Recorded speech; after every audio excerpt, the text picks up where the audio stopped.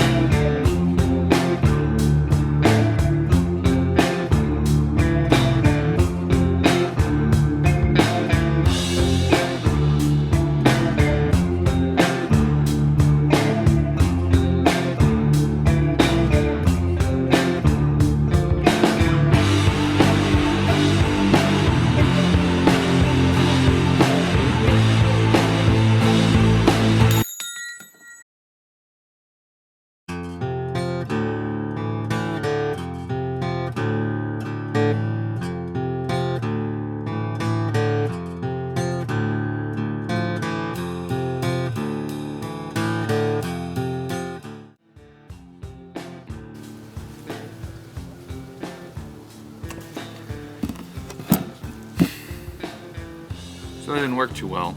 It popped off once already.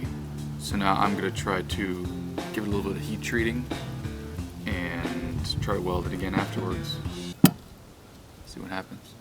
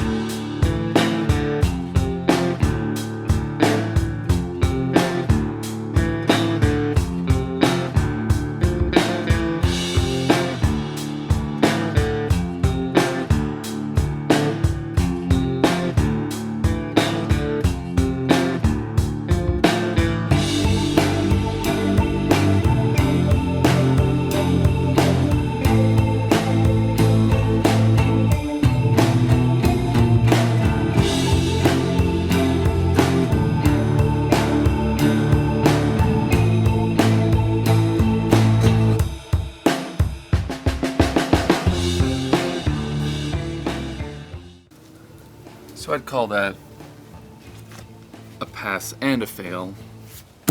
I have this nice little, I think it's kind of like a tiny anvil. It's just more space, I guess, is what that's good for. I may move it eventually, like to the edge maybe, so I can get this edge used better. But for now, that's where it'll sit. And I still got this guy, which seems to work well enough. This is the next guy, next video. And it was made with this, so yeah, I think it works well enough.